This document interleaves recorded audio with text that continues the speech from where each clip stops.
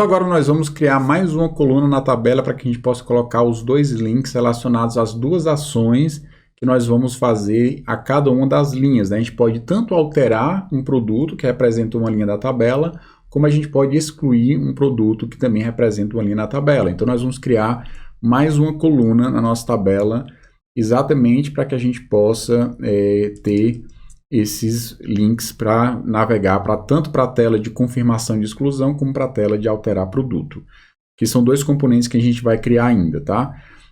Eu vou criar mais uma coluna aqui, que eu vou chamar de Action Column.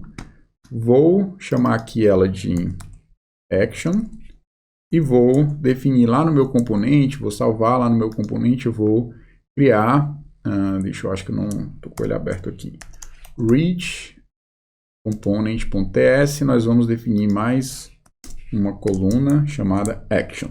Como a nossa coluna Action ela foi duplicada, se a gente olhar aqui na tabela, eu tenho o preço, não vai ter problema eu ter duas colunas com preço, então ele vai mostrar para a gente a tabela com duas colunas. Só que eu não quero isso, na verdade eu quero criar aqui as minhas ações.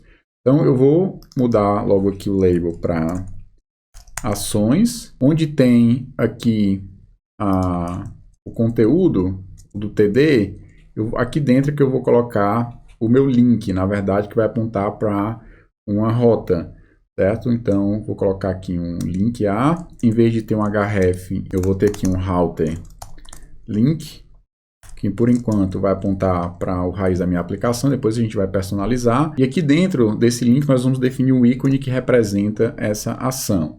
Então, o primeiro ícone, melhor dizendo, que vai ser um material-icons. Eu defini como sendo o ícone para ser o edit. Vou duplicar esse outro link. E o outro eu defini como sendo o delete. Então, delete e edit. Se a gente ver o resultado, você vai ver que vai aparecer aqui os dois ícones. Deixa eu ver se eu coloquei correto aqui. Faltou o A, né? Então, material icons. Agora sim ele vai converter para os ícones. Vai precisar dar um certo espaçamento aqui. Eu também vou colocar uma cor associada a essas duas ações. A gente pode mexer no CSS.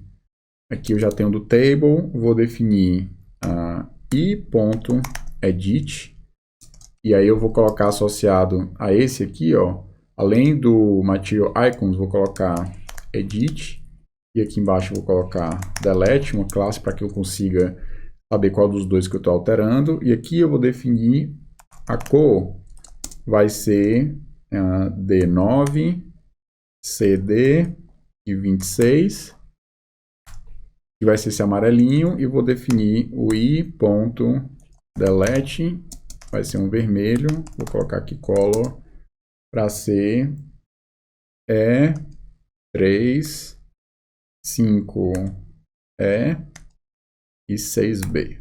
Pronto. Então, esse vai ser a cor que eu vou usar no delete, a cor que eu vou usar no edit. Olhando a tabela, aqui as duas cores, o amarelinho e o vermelho. Pode ser qualquer outras cores que vocês preferirem, né? É uma questão mais de estilo. E aqui relacionado ao delete, ou melhor dizendo, deixa eu ver aqui uma coisa. Entrando aqui, eu posso colocar, na verdade, deixa eu fazer o seguinte. Aí eu uso a classe aqui em cima. Então vai ser classe edit, vai ser classe delete. Vou tirar o delete daqui, vou só mudar aqui o seletor, CSS, então em vez de ser assim, vai ser o edit, dentro vai ter um i, e a mesma coisa aqui, a classe delete, dentro vai ter um i. E aqui eu posso usar só o edit, classe edit, para definir, por exemplo, um margem right de, sei lá, 10 pixels. Para dar um certo espaçamento entre os dois botões e não ficar tão grudadinho um do outro, tá? Mas se você quiser dar um espaçamento maior, não tem problema, é só você ir ajustando. Eu criei mais uma coluna agora com duas ações dentro. Por enquanto eu não coloquei ainda o caminho para o componente, eu vou ter que criar um componente e vou ter que colocar esses componentes na rota. vou criar um componente de exclusão e vou criar um componente de alteração, para daí, quando eu clicar aqui, ele ir para o componente correto.